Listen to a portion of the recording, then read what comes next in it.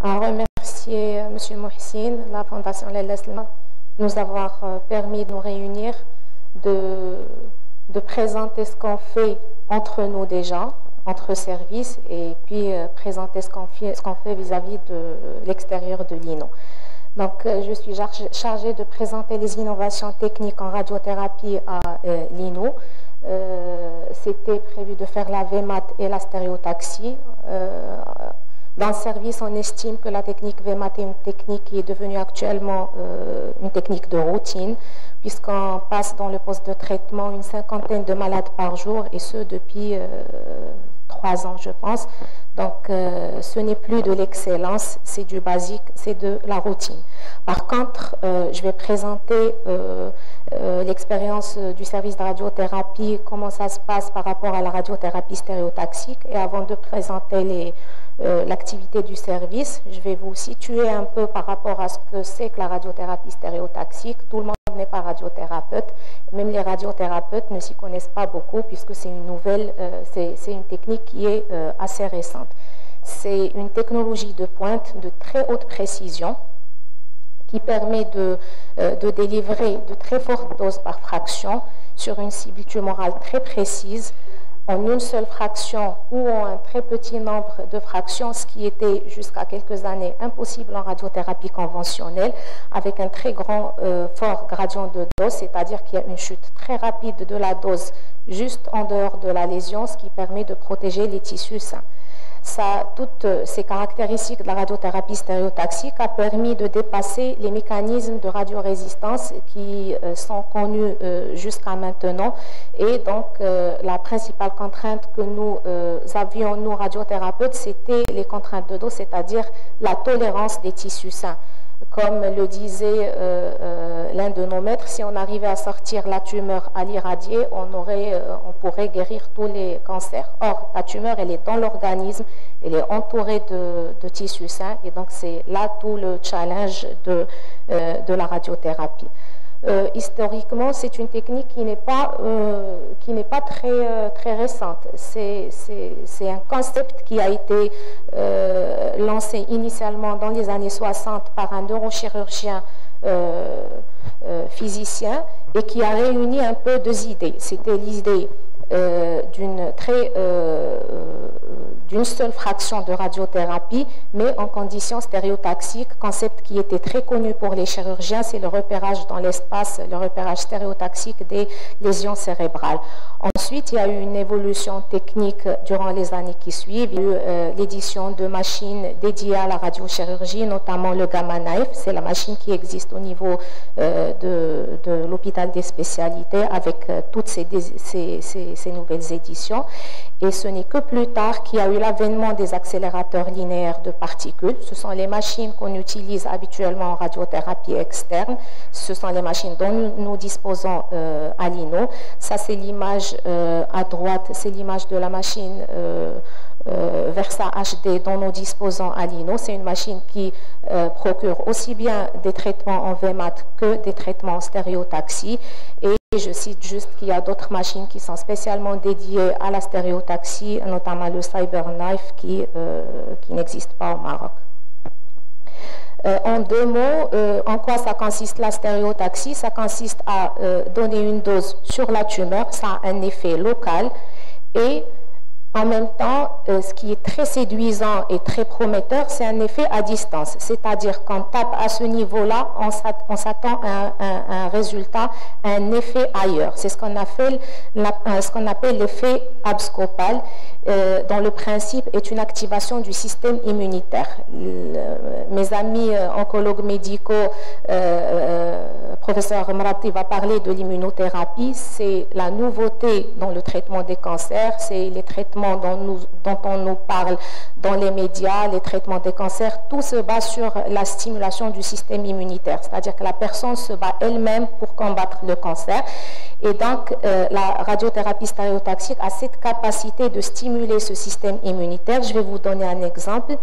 C'est l'effet abscopal par irradiation je dis bien l'irradiation du cerveau. Et sur cette illustration, vous avez une image d'une métastase cérébrale qu'on a traitée par stéréotaxie. Et ce qui est bizarre et puis ce qui est très séduisant, c'est qu'on a eu une réponse sur une autre lésion pulmonaire sans que le patient ne reçoive aucun traitement local. C'est ce qu'on appelle l'effet à distance abscopale de la stéréotaxie. Pour implémenter cette technique, il faut des impératifs techniques, mais obligatoires pour qu'on puisse faire cette technique. Il faut tout d'abord disposer de machines de traitement, qu'elles soient dédiées ou pas, mais il faut avoir de quoi traiter. Ensuite, il faut avoir une imagerie adéquate, à savoir un scanner, IRM, PET scan. C'est dans le souci de délimiter précisément, avec beaucoup de précision, la cible. Il faut une contention rigoureuse qui dit précision de l'ordre du millimètre, dit une fixité absolue des lésions qu'on va irradier. Il faut des dispositifs de contrôle des mouvements d'organes et il faut surtout un système de contrôle qualité aussi bien pour le patient que pour la machine. Donc ça, c'est quelques images des moyens de contention et des dispositifs de contrôle de mouvement.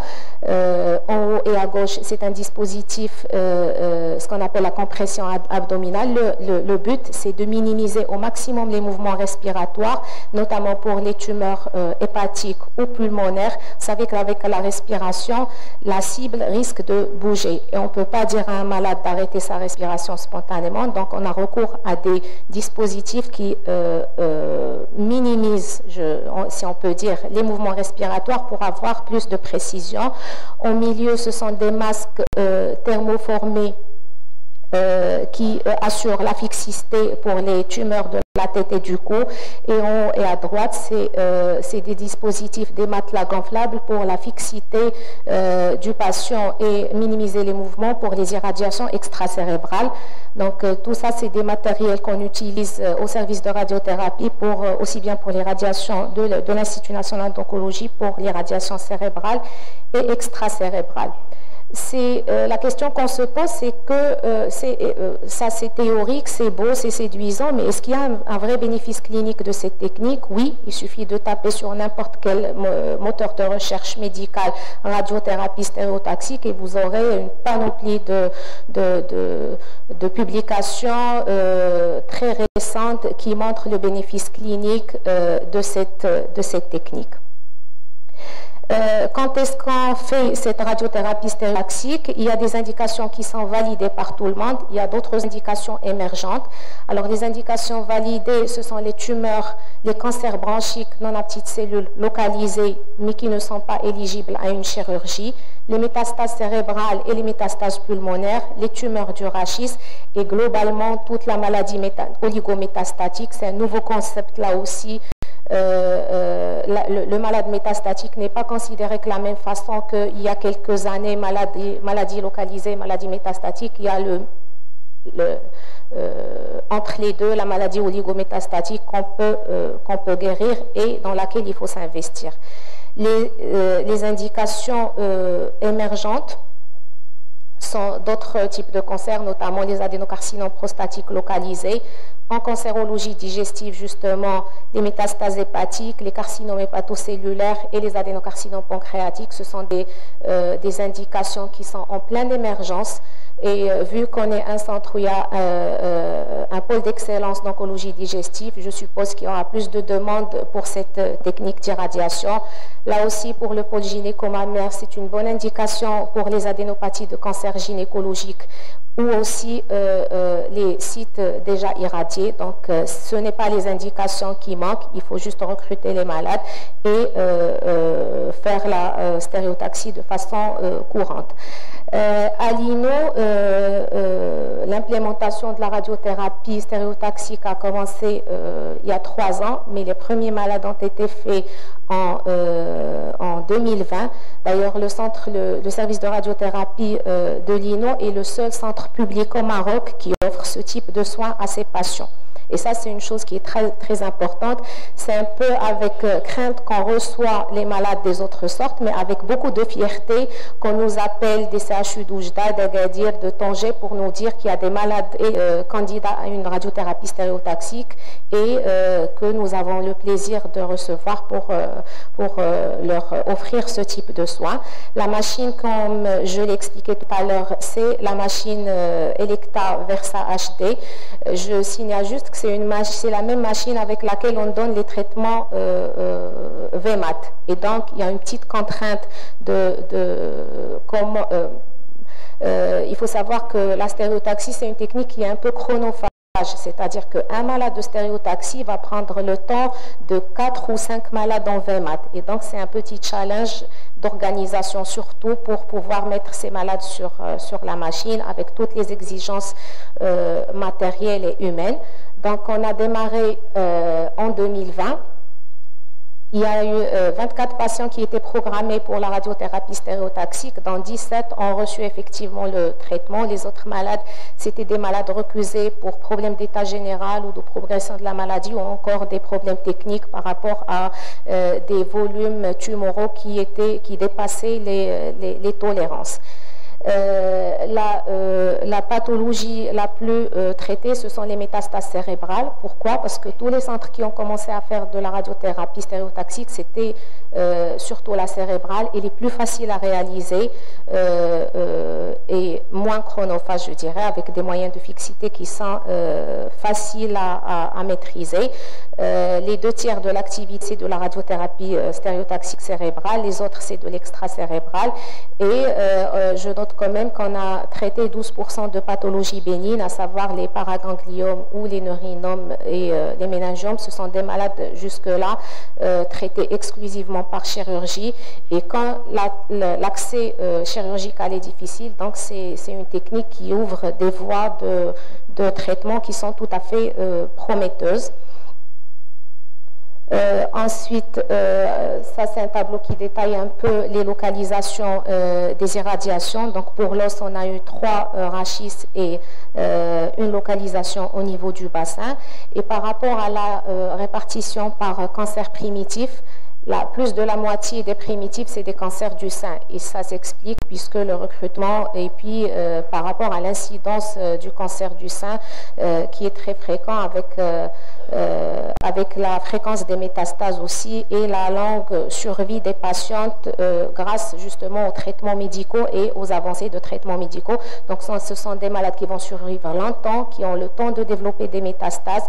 Avec les moyens diagnostiques, on les diagnostique précocement et on a la possibilité de proposer cette radiothérapie stéréotaxique. Le nombre moyen de lésions traitées est de 1, on peut aller jusqu'à 5. L'idéal, c'est de ne pas dépasser 3 lésions pour bien maîtriser la technique. Le nombre de fractions peut aller de 1 à 5 et avec une médiane de 3 fractions. Tout dépend de la localisation de la lésion et puis de sa proximité par rapport au tissu sain. Plus on est proche de tissus d'organes critiques à risque, plus on fractionne le traitement. Plus on est loin, mieux on est, et donc il faut fractionner le traitement et on peut traiter en une seule fraction. C'est l'équivalent d'un geste chirurgical, c'est ce qu'on appelle la radiothérapie ablative, c'est-à-dire que le chirurgien enlève la tumeur. En radiothérapie stéréotaxique, on fait une seule dose de radiothérapie et on stérilise la tumeur. Ça, c'est juste quelques images qui illustrent la précision de l'irradiation cérébrale. Donc, c'est très précis comme site d'irradiation au niveau de l'encéphale. Au niveau du rachis aussi, notez qu'en bas à gauche, on arrive à épargner parfaitement le canal médulaire et donc on peut préserver les fonctions neurologiques des patients. Le poumon, pareil, donc c'est une irradiation très précise au niveau du poumon. Et ça, en bas, il y a un petit décalage.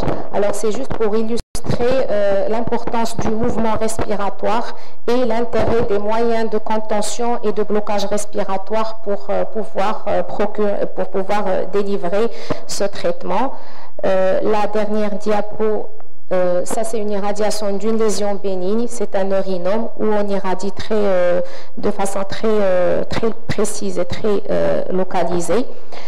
Le recul de nos patients, c'est une technique qu'on vient de démarrer. On a fait quelques malades en 2020. Avec le Covid, ça n'arrangeait pas non plus les choses. On a un peu avancé un peu plus en 2021. Donc le recul va de 1 mois à 16 mois. Il faut savoir que la majorité des patients ont été traités pendant le dernier trimestre de 2021. Et donc, l'évolution, comme on sait tous, ne peut pas être jugée sur 1 mois de recul. Cependant, on a eu 2 cas de réponse complète, clinique, biologique et radiologique, une stabilité lésionnelle radiologique pour 6 cas, 4 patients sont décédés malheureusement par progression de leur maladie, et les autres malades qui restent, comme je viens de le dire, ce sont des malades qui viennent d'être traités et qu'on n'a pas eu le temps d'évaluer. Avant de finir, je vais parler en quelques mots des perspectives en ce qui concerne la radiothérapie stéréotaxique à l'INO. Donc, je tiens tout d'abord à remercier la Fondation El Eslma et l'administration, la direction de l'hôpital, puisqu'on est en train d'acquérir un nouvel accélérateur linéaire qui va nous permettre de donner des traitements type MAT. Pas la stéréotaxie, mais ça va nous permettre de libérer une plage horaire complète pour les traitements stéréotaxiques, puisqu'on va pouvoir switcher quelques malades sur la nouvelle machine. C'est dans 3 mois, Inch'Allah, si tout va bien.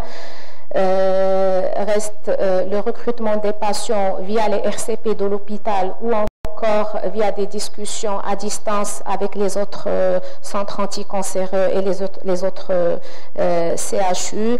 Notre expérience a montré une très bonne tolérance clinique avec une bonne réponse clinique aussi par rapport à la douleur, par rapport aux signes cliniques. Et comme vous le savez, on l'a répété depuis tout à l'heure, l'INO est un centre d'excellence, de référence, que ce soit en oncologie digestive, en chirurgie gynéco-mammaire, en immunothérapie, en oncologie médicale, ce qui en fait un terrain très propice pour la recherche et pour le développement de techniques sophistiquées. Donc je finirai par remercier toute l'équipe de radiothérapie, médecins, physiciens, manipulateurs qui ont fait beaucoup d'efforts pour commencer et pour inaugurer la technique. C'est une technique certes complexe, qui prend beaucoup de temps, mais avec beaucoup de volonté, on arrive à le faire, et c'est une fierté qu'on soit le seul centre au Maroc public, bien sûr, qui le fait. Je vous remercie.